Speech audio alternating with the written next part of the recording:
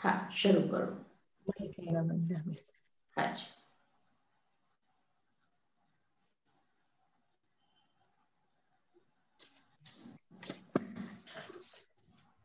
पंचमोऽध्याय अजीवकाया धर्माकाशपुद्गला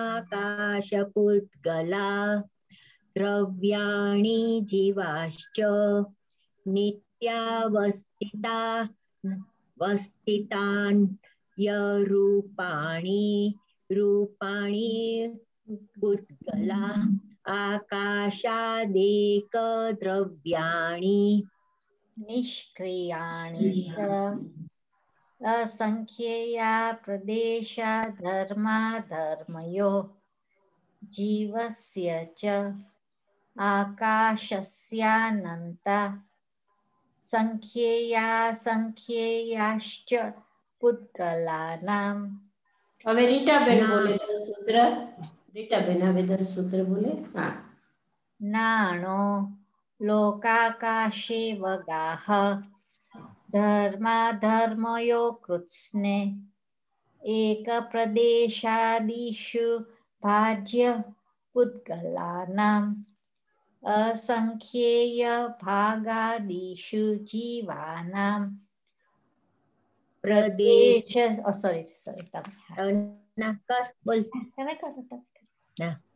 प्रदेश संहार विसर्गाभ्यां प्रदीपवत् गतिस्थिति युपग्रहो धर्माधर्मयो रूपकारः आकाश स्यावगाह शरीरवांग मन शरीरवांग मन प्राणापाना पुद्गलानां सुख दुःख जीवितम रणोपग्रहाश्च। सुख दुख जल्दी बोली देवानो। सुख दुख जीवित मरणोपग्रहाश्च।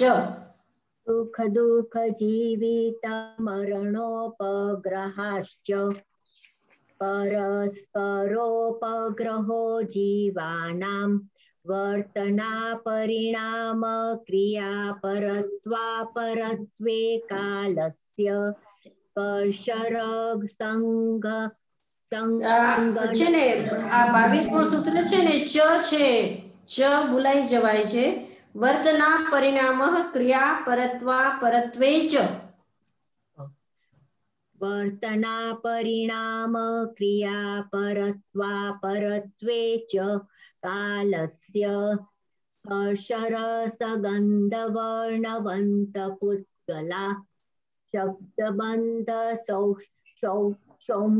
सौक्ष्म्य स्थौल्य संस्थान भेद तमश्चा यातपोद्योतवन्तश्च अणवस्कन्धाश्च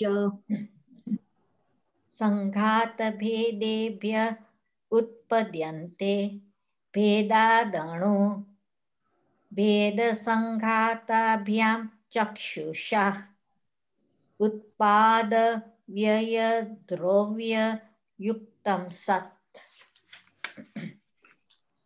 तद्भावाव्यं नित्यं तद्भावाव्ययं नित्यं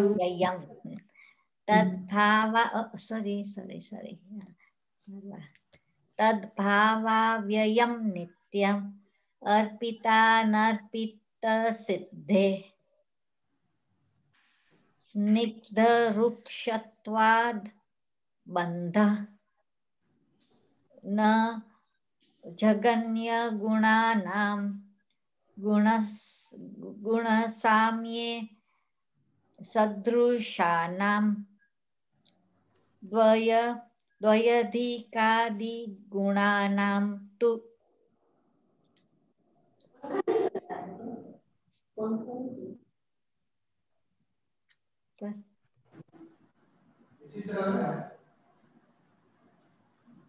हाँ बोलो बोलो।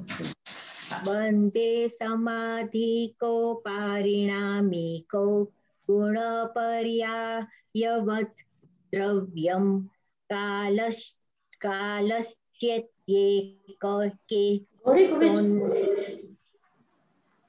સોનંત सोनंत समय द्रव्याश्च या निर्गुणा गुणा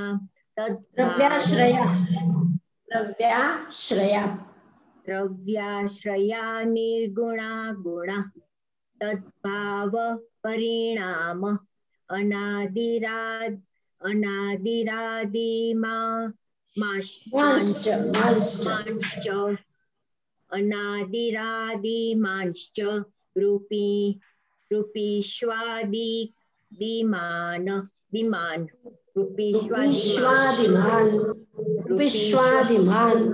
रूपीष्वादिमान् योगोपयोग जीवेषु इति पंचमोऽध्याय।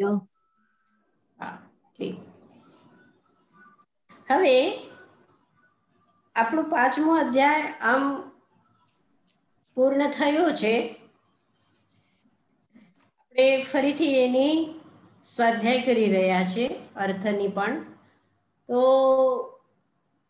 જે 3 પ્રશ્નો પૂછાતા એ પ્રશ્નોના જવાબ કોણ આપે? હું ભરતભાઈને પૂછું. ભરતભાઈ આપશે. હા મત્યાનંદામી. હા હાજી મહારાજ. હા જી બોલો. પેલો પ્રશ્ન હતો કે લોકાકાશમાં 6 દ્રવ્ય એક સાથે કેવી રીતે રહી શકે?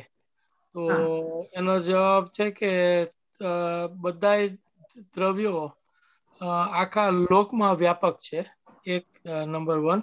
નંબર 2 કે બધાય જીવ બધાય દ્રવ્યો એકબીજાથી સ્વતંત્ર છે અને બધાય દ્રવ્ય સૂક્ષ્મ કે કોઈ પણ સૂક્ષ્મ જગામાં રહી શકે એકી સાથે, કારણ કે એકબીજાને કોઈ એફેક્ટ કરતા નથી. અચ્છા,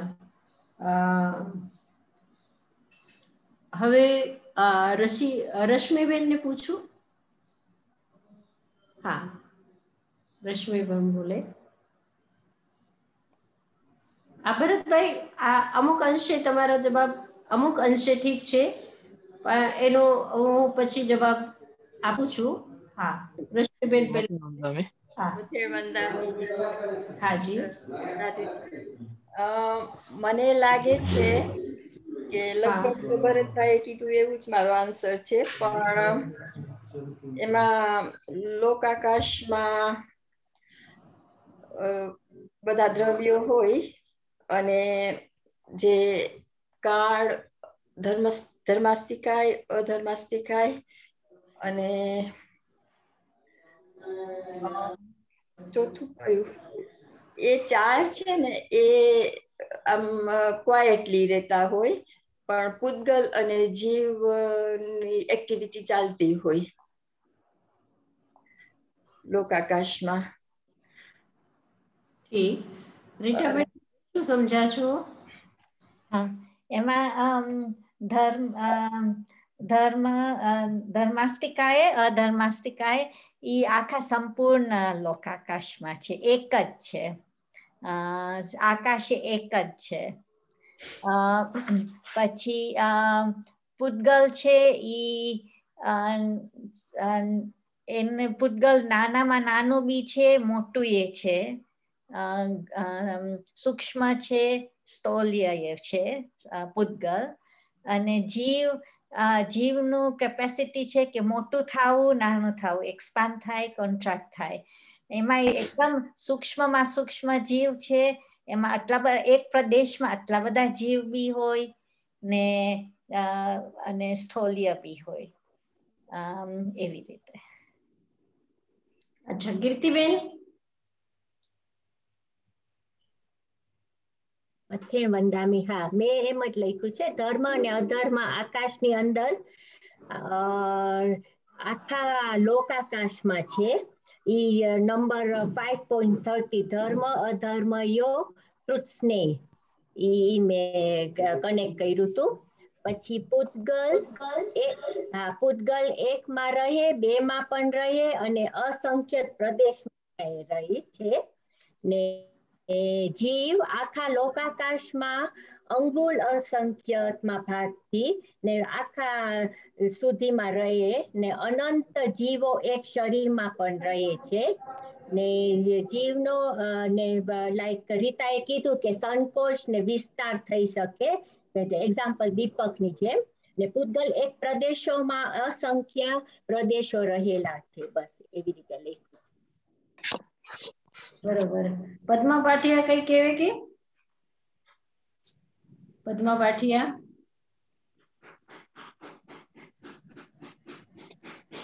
હા બોલો. મ્યુટમાં છે.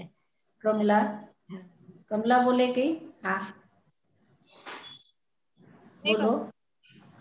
हाँ प्रश्न पहले प्रश्न का जवाब चाहिए. लोकाकाश में धर्म आदि जो 5 द्रव्य है यानी 6 द्रव्य में से काल को तो अलग कर देते हैं हम. जो धर्मास्तिकाय अधर्मास्तिकाय जीव और पूतगल जो लोकाकाश में अवगाहन ले रहे हैं तो उनके अवगाहन का स्वरूप क्या है?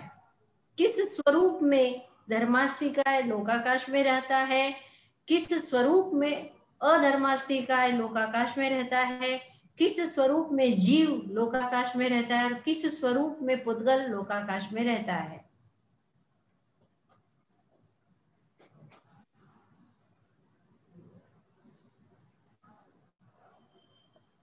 असंख्यात प्रदेश से ही रहेगा वो तो अपने अपने अपने ही स्वरूप में वो रहेगा. स्वरूप अपने ही अवगाहन है. अवगाहन का स्वरूप क्या है? अवगाहन का स्वरूप क्या है? मेरे हाथ में मैं मुट्ठी बांध रही हूँ और मुट्ठी में जो पोलान है, जो खाली जगह जिसको हम पोली मुट्ठी कहते हैं, तो उस मुट्ठी के अंदर में अगर मैं एक सिक्का रखती हूँ या एक अंगूठी रखती हूँ, रुई है तो रुई रखती हूँ, तो मतलब रुई का रहना भी और उस सिक्के का रहना भी अवगाहन तो दोनों ने लिया है. तो उस सिक्के का अवगाहन कैसा है और रुई का अवगाहन कैसा है? फर्क है ना. तो बस हाँ मैं इसका विश्लेषण कर दूं कि बहुत बहुत अंश में भरत भाई ने भी, रीटा ने भी, रश्मि बहन ने भी और कीर्ति बहन ने बहुत सुंदर कहा. कीर्ति बहन से मुझे इतनी उम्मीद नहीं थी जितना सुंदर कहा. यानी लोकाकाश, धर्मास्तिकाय और अधर्मास्तिकाय ये तीनों ही एक दूसरे के प्रदेश के अंदर में एक दूसरे रह रहे हैं. जैसे हम ये एकदम एग्जैक्ट उदाहरण नहीं है, लेकिन मेरी जो अंगुलियां है, ये अंगुलियां जब मैं दूसरे हाथ की अंगुलियों को उनके साथ में करती हूँ, तो जैसे अंगुली एक दूसरे के साथ में है एकदम पूरी तरह से.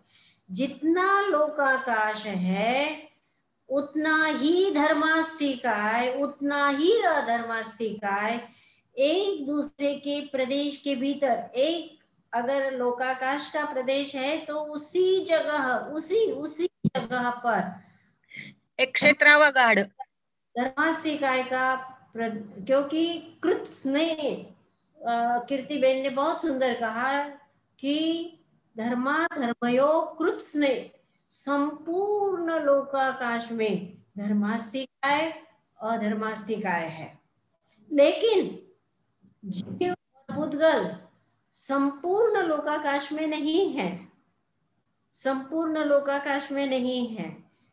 वो पूतगल का जो जिस तरह से अवगाहन लेता है पुद्गल, वो पुद्गल अनंत अनंत पुद्गल परमाणु एक आकाश प्रदेश पर रह सकते हैं।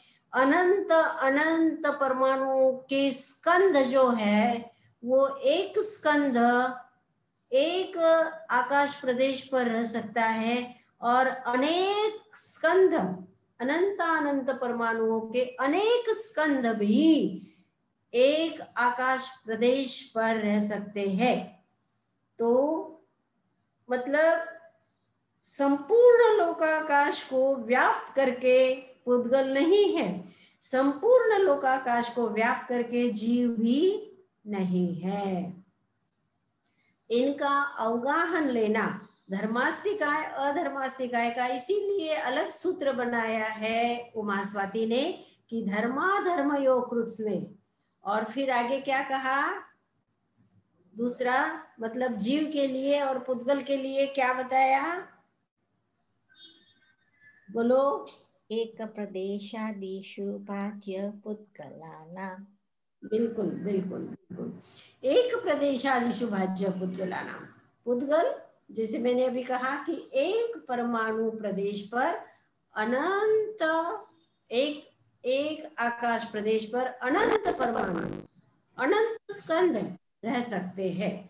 मतलब अगर दुनिया अगर सिमट गई, दुनिया अगर मतलब प्रलय काल आ गया तो वो ये सारी दुनिया सिमट करके एक आकाश प्रदेश पर भी रह सकती है, एक आकाश प्रदेश पर।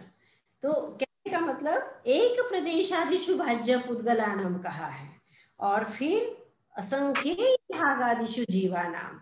जीव जो है वो असंख्यात प्रदेशों में जीव, क्योंकि आत्मा के प्रदेश भी कितने हैं, असंख्यात है, और वो असंख्यात प्रदेश आकाश के भी है, लोकाकाश के भी है, लेकिन वो व्याप्त करके कोई एकाध समय में, जैसे कि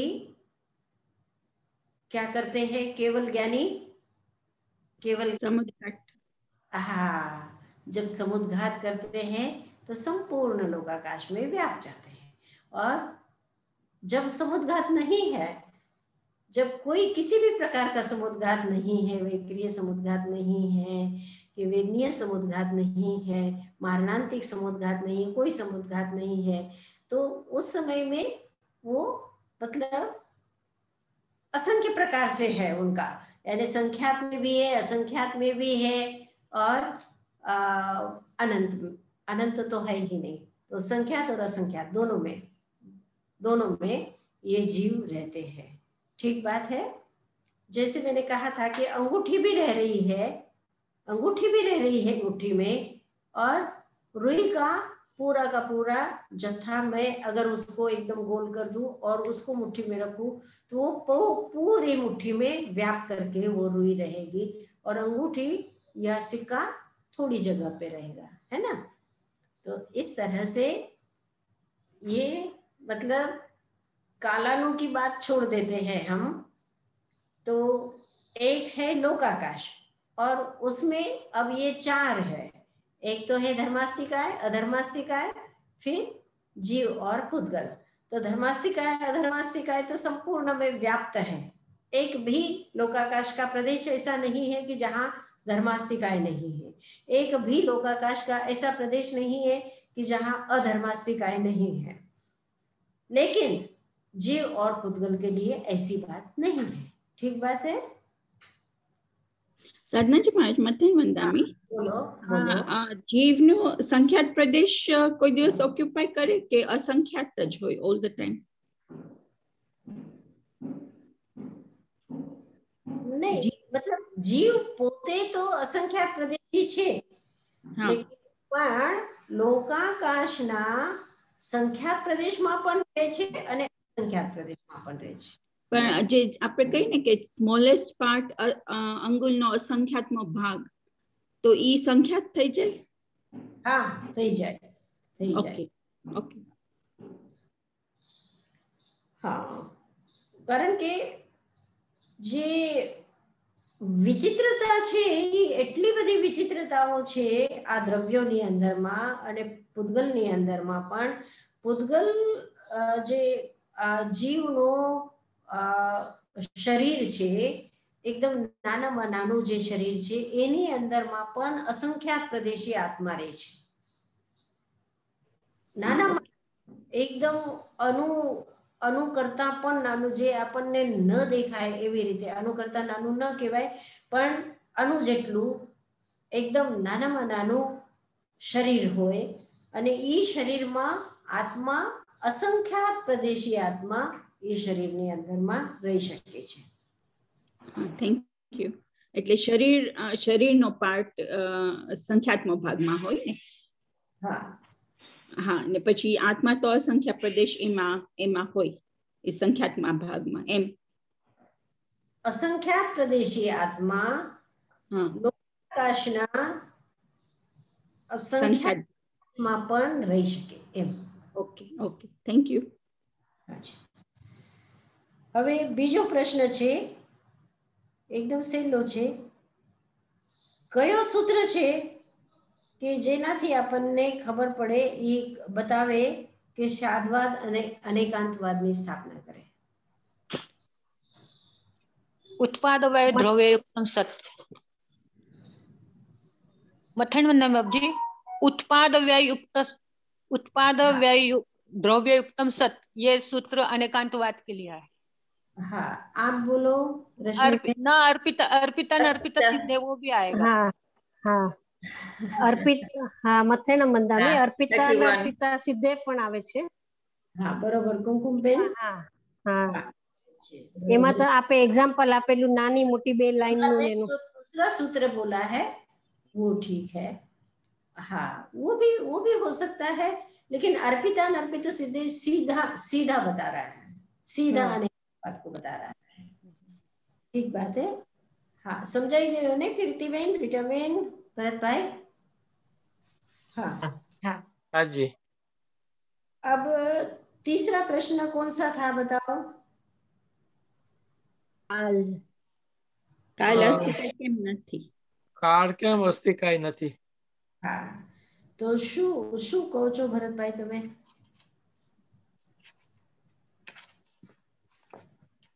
કાળને અસ્તિત્વ નથી કારણ કે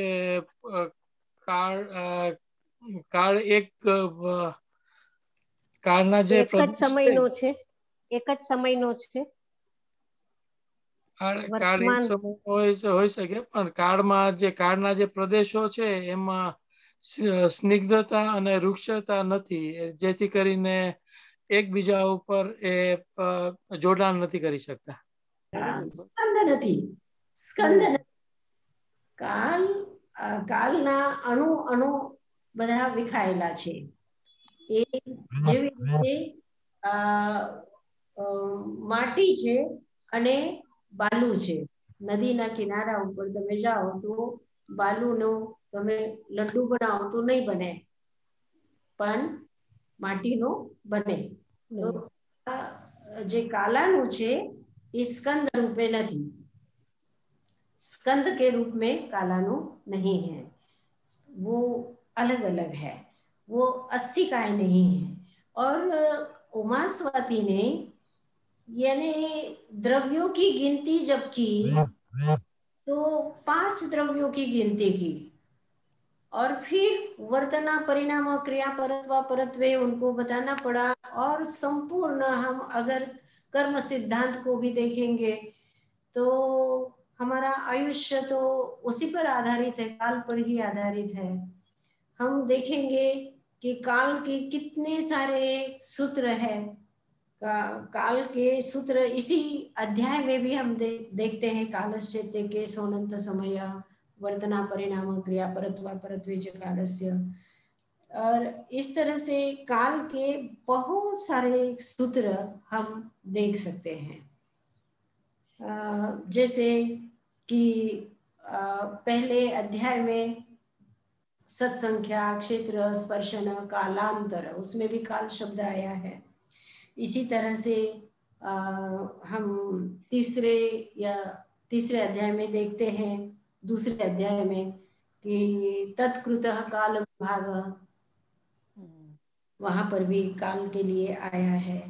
फिर अगर हमारा शरीर है, औपपातिक चरम देहोत्तम पुरुषा संख्ये वर्षायुषो नपवर्त्यायुष, वहां पर भी काल है। और मतलब काल यद्यपि है लेकिन वो अस्थिकाय नहीं है। मतलब आचार्य उमास्वाती को काल मानता है, कुछ आचार्यों ने इसको मान्यता दी है, लेकिन द्रव्य के रूप में उसको नहीं माना गया है। कहने का मतलब द्रव्य के रूप में वो नहीं है। काल काल की उपयोगिता है, काल की उपयोगिता है, लेकिन वो द्रव्य रूप में उसको स्वीकारा नहीं गया है। और कालास्तिकाय भी नहीं है, क्योंकि काल के जो अणु है वो बिखरे हुए है, वो उसका कोई जत्था नहीं है। ठीक बात है। તો સાધનાજી મારે છે ને એવું થયું કે કાલમાં એક ક્ષણ હોય તો એ પાછે પાસ્ટ થઈ જાય અને લાઈક હું વિચાર કરું છું કે ધર્માસ્તિકાય ને અધર્માસ્તિકાયમાં સ્કંદ ક્યાં હોય હોય? હા, એ સ્કંદ રૂપે છે. સંપૂર્ણ લોકાકાશમાં એ વ્યાપ્ત છે. એના પ્રદેશ અલગ નથી થતા, એના પ્રદેશ અલગ નથી થતા. એના અનુરૂપે ધર્માસ્તિકાય નથી, અનુરૂપે અધર્માસ્તિકાય નથી, અનુરૂપે આકાશાસ્તિકાય નથી. અનુ ફક્ત પૂતગલનો જ છે. અનુ એટલે પૂતગલ, એટલે પૂતગલ. એ સ્કંદ રૂપે છે. ધર્માસ્તિકાય સ્કંદ રૂપે છે, અધર્માસ્તિકાય સ્કંદ રૂપે છે.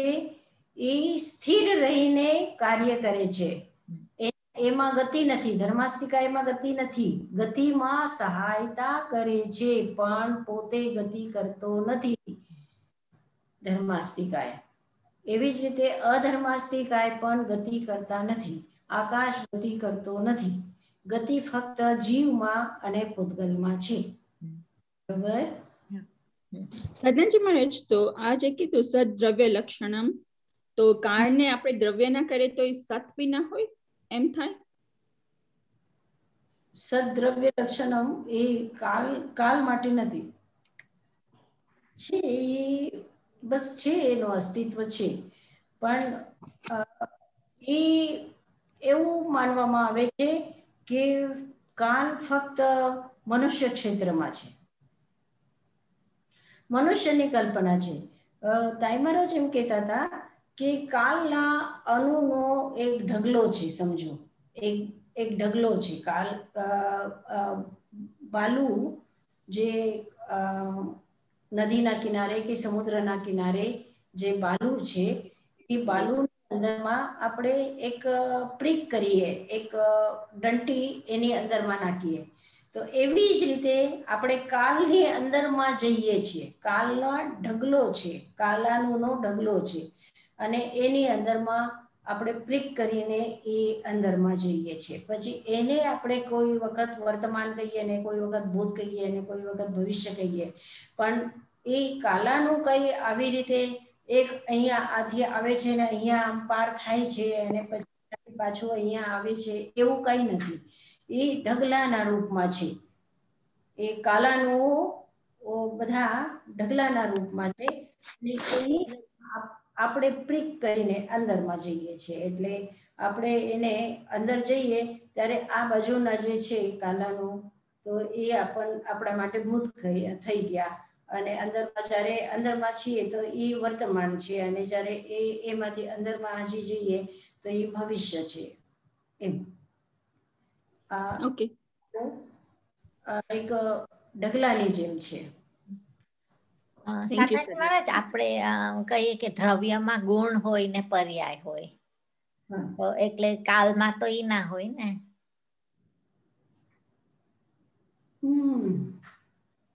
હા, એટલે જ એને દ્રવ્ય નથી માન્યું ને. દ્રવ્ય નથી માન્યું.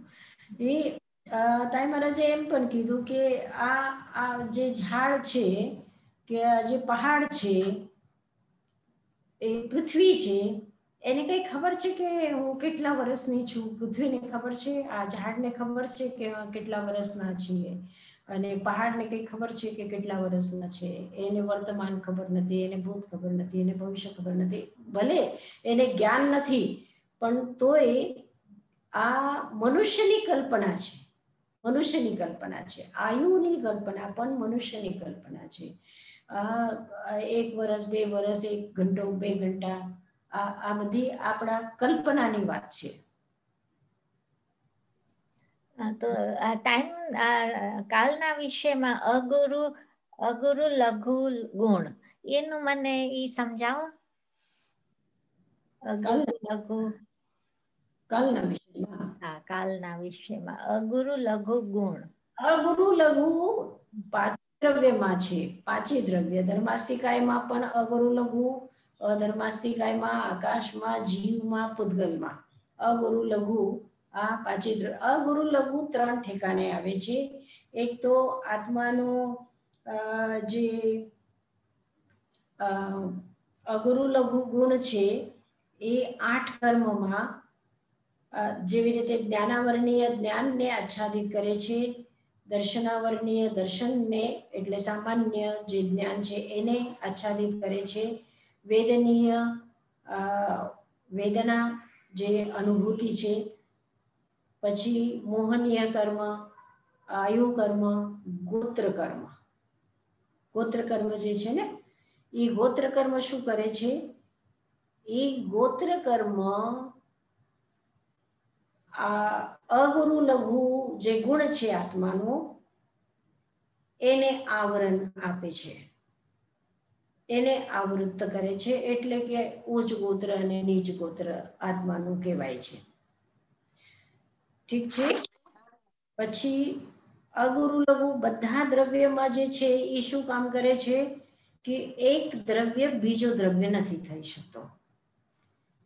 જીવ, ધર્માસ્તિકાય, અધર્માસ્તિકાય, આકાશ જે એકબીજામાં એકદમ એકબીજામાં ગુથમ ગુથ છે, એક સાથે છે, છતાં પણ ધર્માસ્તિકાય અધર્માસ્તિકાય નથી થતો, અધર્માસ્તિકાય ધર્માસ્તિકાય નથી થતો, આકાશ ધર્માસ્તિકાય નથી થતો, આકાશ અધર્માસ્તિકાય નથી થતો, આકાશ જીવ નથી થતો, જીવ પૂતગલ નથી થતો.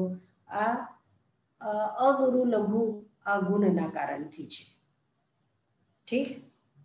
થેન્ક યુ સાધનાજી મહારાજ. હા, હવે આપણા આગળના પ્રશ્ન આપવું. હવે मथेन वंदन बाबूजी, कालश चैत्य के जो सूत्र आया है, कालश चैत्य के ये जो सूत्र आया है, तो कोई कोई आचार्य उसको मानते, कोई कोई आचार्य नहीं मानते द्रव्य के रूप में, तो फिर इसका क्या आंसर हो सकता फिर?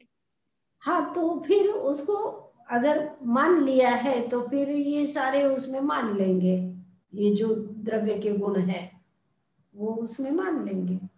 और कुछ आचार्य नहीं मानते हैं, यानी आचार्य उमासवादी जो है उनको मतलब मान्य नहीं है वो द्रव्य के रूप में.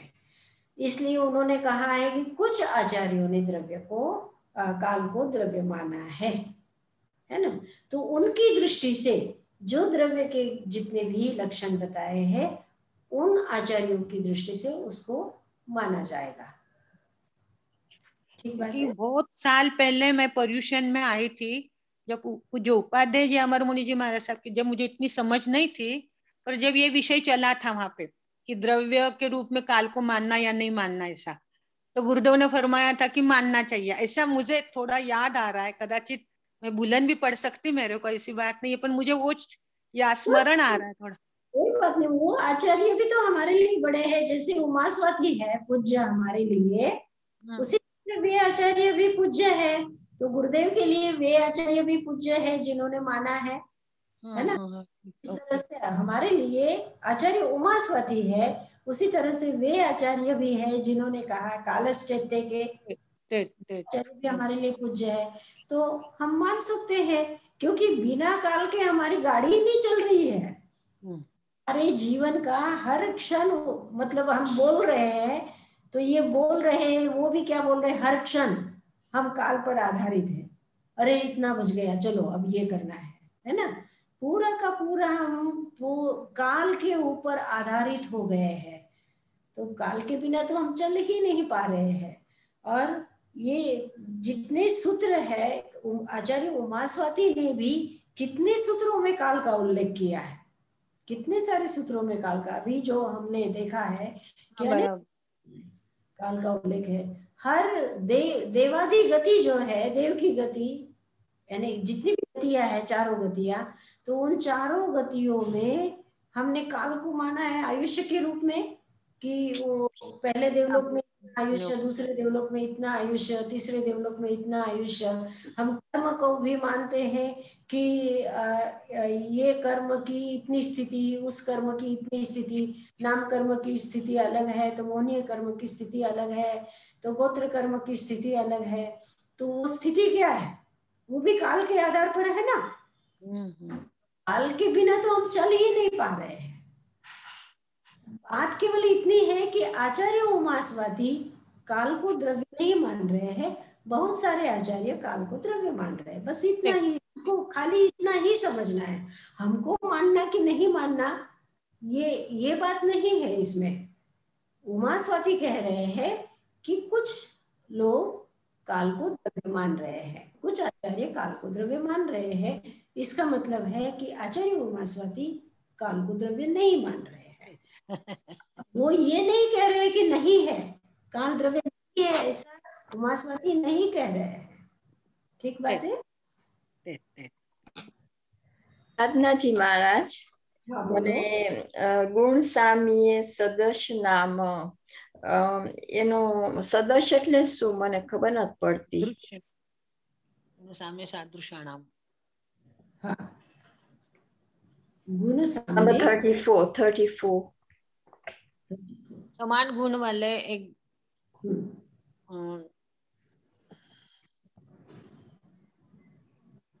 समान गुण वालों का बंधन नहीं होता. सदृशाणाम, हाँ, न जगन्य गुणानाम गुण साम्य सदृशानाम. હવે આ વાત જે અહીંયા છે એ ચાલે છે કે જે સ્કંદ બને છે, जो स्कंद बनता है, तो वो स्कंद कैसे बनता है, स्कंद कैसे बनता है, यानी हाँ, अनवह स्कंधाश्च, ये पुद्गल का जो स्वरूप है अनुरूप में और स्कंद रूप में है। ये कहने के बाद उमास्वाती कह रहे हैं कि संघात भेदेभ्य उत्पद्यन्ते, संघात से और भेद से ये पुद्गल स्कंद उत्पन्न होते हैं। कभी बड़े संघात का टूट करके छोटे छोटे संघात के रूप में भी ये स्कंद उत्पन्न होते हैं, और जुड़ करके भी, संघात से मतलब जुड़ करके, भेद से और संघात से, दोनों से स्कंद उत्पन्न होते हैं। ये कहने के बाद उन्होंने ये कहा कि चाक्षुष कब होते हैं, तो भेद संघाताभ्याम चाक्षुषा। इसका फिर से मैं इसका भी एक प्रश्न है, उसके लिए मैं बाद में बताऊंगी आपको। और अभी ये चल रहा है कि वो जो जुड़ते हैं वो किस तरह से जुड़ते हैं, तो कहते हैं कि स्निग्ध रुक्षत्वाद बंध, स्निग्ध से और वृक्ष से, जो परमाणु में जो गुण है वो एक स्पर्श गुण है, उसमें एक स्निग्ध गुण और एक वृक्ष गुण। तो परमाणुओं के ये गुण बदलते रहते हैं, और एक परमाणु अगर स्निग्ध गुण वाला है, दूसरा परमाणु अगर वृक्ष गुण वाला है, तभी इनका क्या होगा, संघात होगा, संयोग होगा, संघात होगा, बंध होगा, और वो स्कंद बनेगा।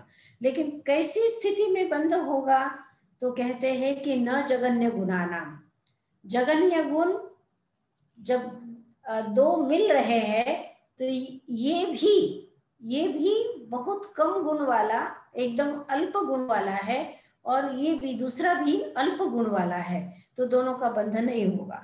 दोनों समान होंगे तो भी बंध नहीं होगा। इसलिए फिर तीसरा सूत्र उन्होंने बताया है कि द्व्यधिकादि गुणानाम तु, जब एक परमाणु में 2 गुण है तो दूसरा जो परमाणु होगा वो 5 गुण वाला अगर होगा, तो ये 3 गुण वाला है तो वो सामने वाला 5 गुण वाला चाहिए, 5 गुण अधिक। मतलब गुण का मतलब क्या है, जो स्निग्धता है उस स्निग्धता में इसका 2 गुण स्निग्धता इसकी है और उसकी 3 गुण स्निग्धता है, मतलब 2 गुण अधिक है उसमें, तो ही बंध होगा, तो ही बंध होगा। एक समान मतलब जगन्य गुण, मतलब एक ही स्निग्ध गुण, एक गुण ही है एक परमाणु में, दूसरे परमाणु में भी एक ही गुण स्निग्धता है, तो दोनों का बंधन नहीं होगा, दोनों का स्कंद रूप में वो पुद्गल नहीं होगा। लेकिन दोनों अगर समान भी है तब भी नहीं होगा, लेकिन क्या चाहिए, 2 गुण अधिक चाहिए। ठीक है, ये तीनों सूत्र एक साथ जब हम अर्थ समझेंगे तभी उनका अर्थ समझ में आएगा। गुण नाम का अर्थ ये है कि समान समान दोनों गुण दोनों में है सामने सामने, तो दोनों का बंधन नहीं होगा। फिर कैसे होगा, तो कहा कि 2 गुण अधिक चाहिए, जिसका बंध होगा उसका 2 गुण अधिक अगर है तो दोनों का बंध होगा। मथेन वंदन बाबूजी, मथेन वंदन। अब दही इतना सा जावन लेते हैं और इतने सारे दूध में डालते, दही इतना सा है और दूध इतना सारा है तो भी वो दूध का दही में परिणित होता है। आप क्वांटिटी पर मत जाइए, मतलब बहुत सारे पुद्गल परमाणु है और इधर में कम पुद्गल परमाणु है और उनका बंध होगा कि नहीं, ये बात नहीं है। उसकी गुणवत्ता क्या है, गुणवत्ता क्या है उसमें वो देखना है, वो गुणवत्ता कितनी है। एक ही परमाणु है, उस परमाणु में गुणवत्ता अगर 1 गुणी है और दूसरा जो परमाणु है वो भी एक ही अकेला है, लेकिन उसमें 3 गुना अधिक गुणवत्ता है स्निग्धता की, बात है। मतलब एक तो क्वालिटी है, एक क्वांटिटी है। अच्छा, तो क्वालिटी जो है उसी की बात यहाँ हो रही है, क्वांटिटी की बात नहीं हो रही है। बहुत अधिक भी है, बालू बहुत अधिक भी है, तब भी नहीं होगा ना, नहीं होगा, बराबर। हाँ जी, हाँ, प्रश्न का समाधान हुआ है या नहीं हुआ बाबूजी? हाँ जी, हाँ, बीना बहन ने पूछा था ना, किसने पूछा था प्रश्न? मैंने कमल लुंकर ने पूछा। गुण साम्य सदृशा नाम किसने पूछा? मैं पूछू तो साधना जी महाराज। हाँ हाँ, मैंने पढ़ी समझण, थैंक यू। हाँ जी, हाँ,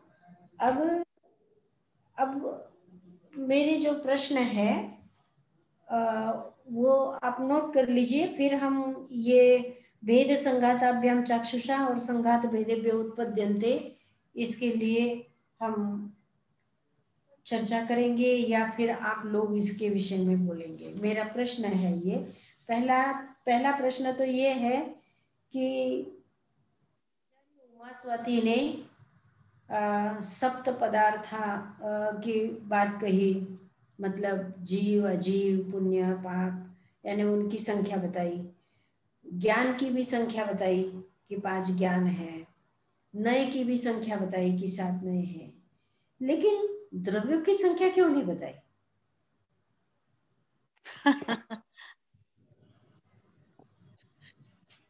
है ना, तो प्रश्न है मेरा।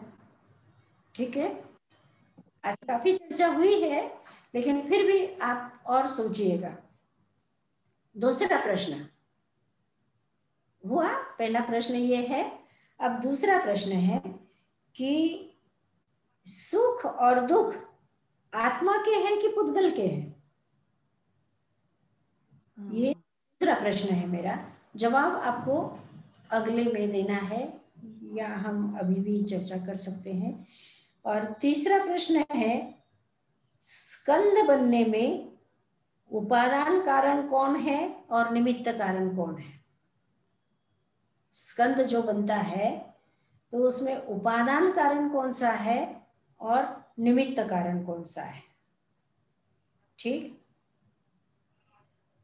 चौथा प्रश्न है,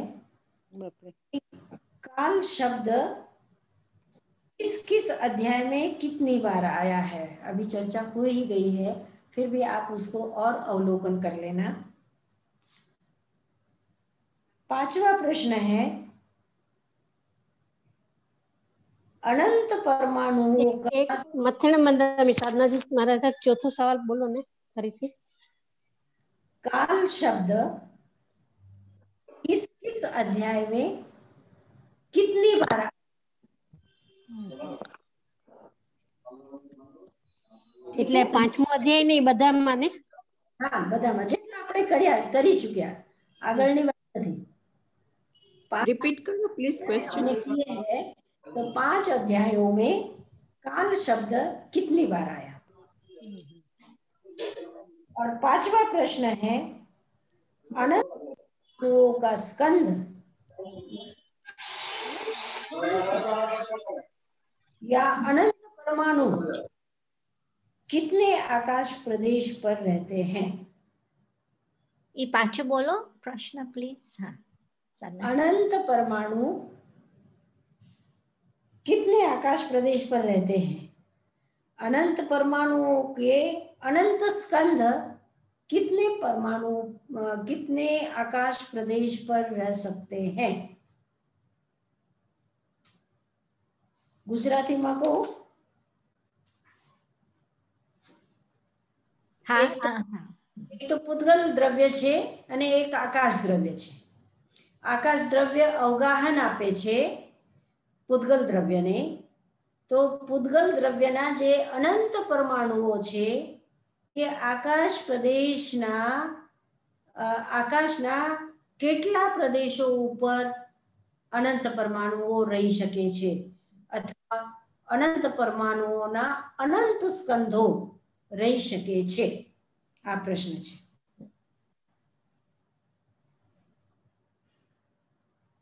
छठो प्रश्न, भेद संघाताभ्याम चाक्षुषा और संघात भेदेभ्य उत्पद्यन्ते।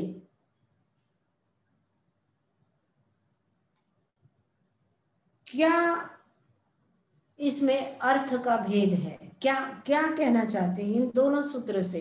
पहले एक सूत्र जो है संघात भेदेभ्य उत्पद्यन्ते, ये क्या कहना चाहता है? और भेद संघाताभ्याम चाक्षुषा ये क्या कहना चाहता है?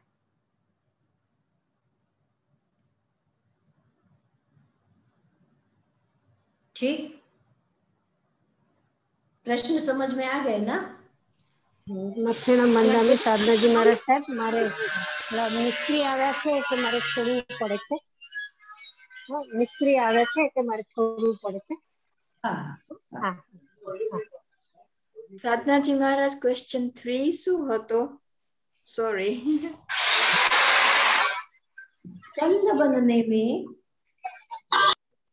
उपादान कारण क्या है और निमित्त कारण क्या है? स्कंद जो बनता है परमाणुओं का, तो कुछ तो कारण होगा तभी स्कंद बनेगा। तो उपादान कारण क्या है और निमित्त कारण क्या है? ठीक, ये कुल 6 प्रश्न है। काफी चर्चा इन पर हुई है, फिर भी आप लोग और अधिक इस पर चिंतन करेंगे।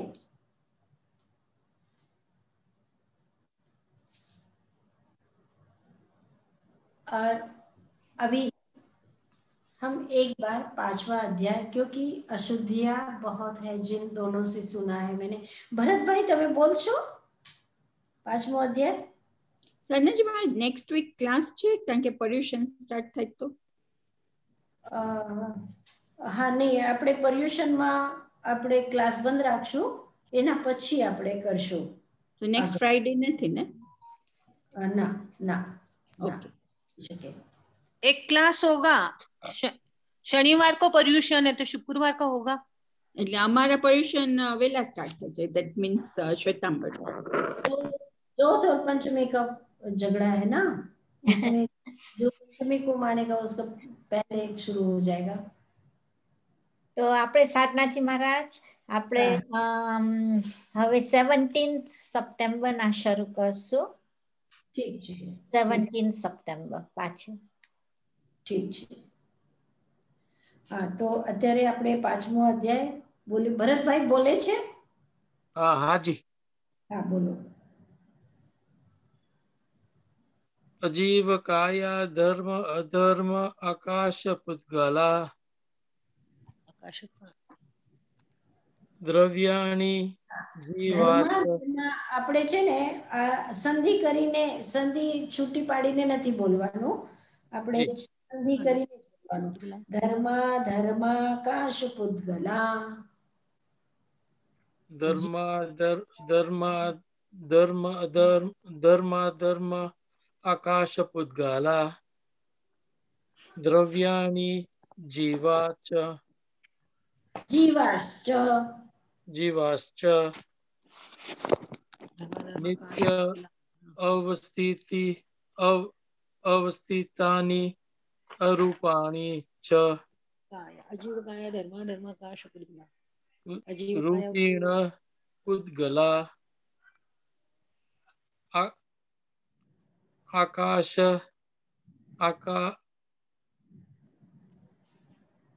આકાશાદ એક દ્રવ્યાણી નિષ્ક્રિયાણી ચ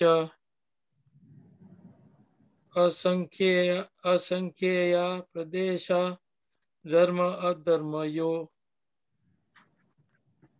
જીવ્યશ્ચ આકાશ્ચ અનંતઃ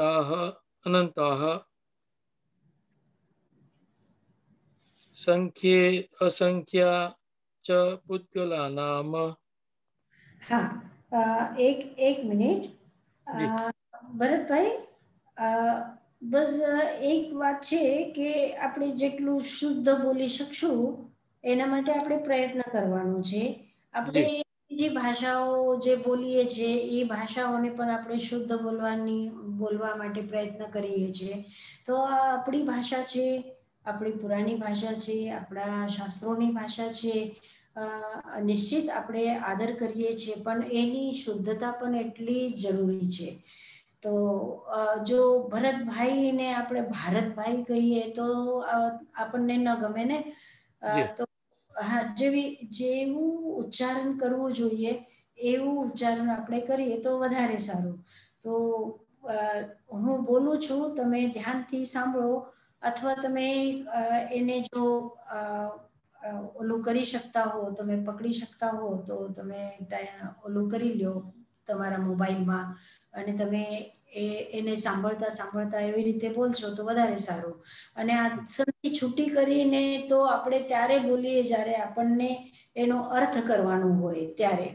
પણ બોલવાનું હોય સૂત્ર, જ્યારે બોલવાનું હોય, ગાથા જ્યારે બોલવાની હોય ત્યારે આપણે એનો ધ્વનિ, એનો લય, એનો જેવી રીતે બોલાય એવી જ રીતે બોલવું જોઈએ. એટલા માટે હું બોલું છું, તમે એને તમારા મોબાઈલમાં કેચ કરી લો. ઠીક છે? જી. અથ પંચમોऽધ્યાયઃ અજીવ કાયા ધર્માકાશ પુદ્ગલા દ્રવ્યાણી જીવાશ્ચ નિત્યાવસ્થિતાન્યરૂપાણી રૂપિણઃ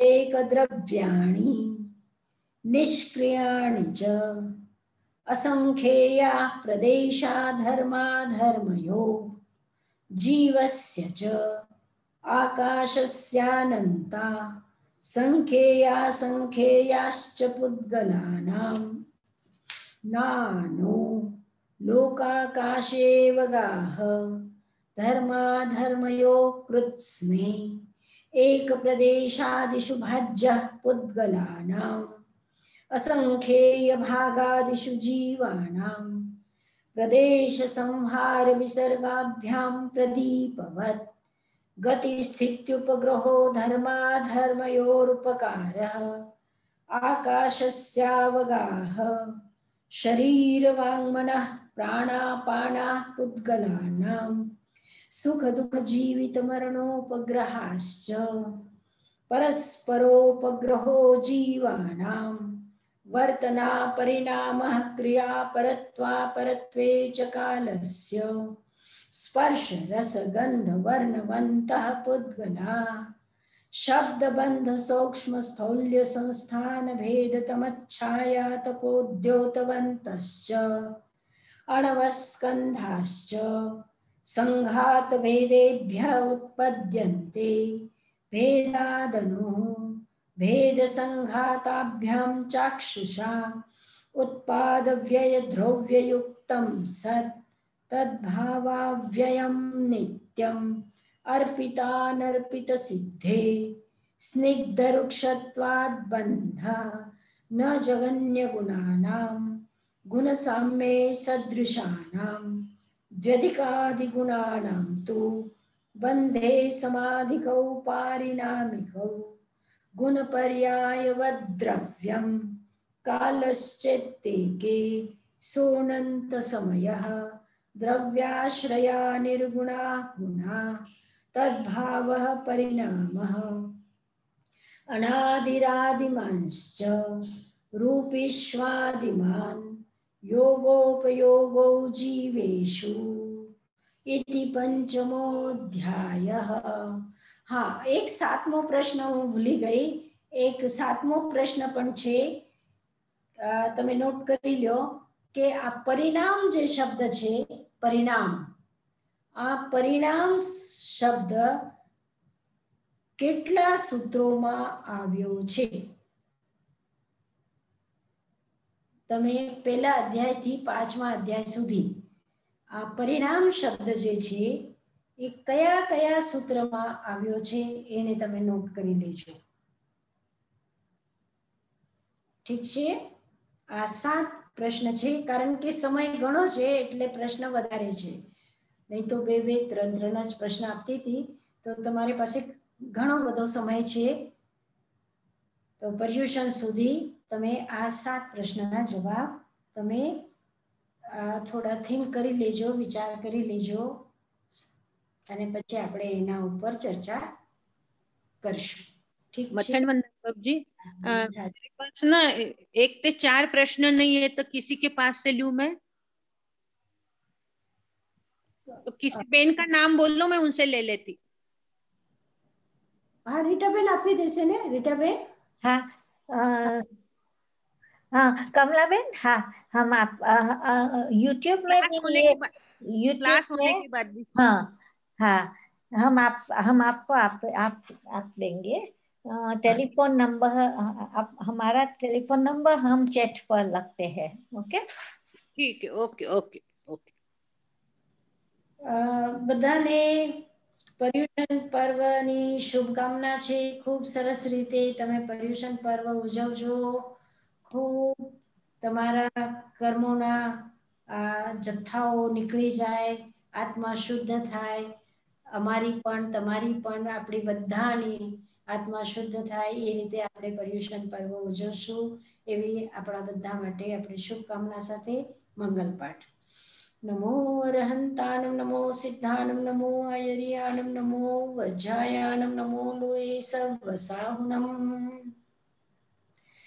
एसो पंच नमोकारो सर्व पावकपणासनो मंगलानं च सद्वेसिं परमं हवै मंगलम्. गुरुदेव की आज्ञा चत्तारि मंगलम अरहंता मंगलम सिद्धा मंगलम साहु मंगलम केवली पन्नतु धम्मो मंगलम. चत्तारि लोकोत्तमा रहन्ता लोकोत्तमा सिद्धा लोकोत्तमा साहु लोकोत्तमा केवली पन्नतो धम्मो लोकोत्तमो चत्तारि शरणं प्रवज्जामि अरन्ते शरणं प्रवज्जामि सिद्धे शरणं प्रवज्जामि साहु शरणं प्रवज्जामि केवली पन्नतं धम्मं शरणं प्रवज्जामि चार शरणा दुख हरणा सुख करना और शरणा नहीं कोई जो भवी प्राणी आदरे अक्षय अमर पद होय। ओम शांति शांति शांति सर्व मंगल स्वस्ति जय जिनेन्द्र बधाने आज મથેણ વંદના. સાધનાજી મહારાજ મતે વંદા.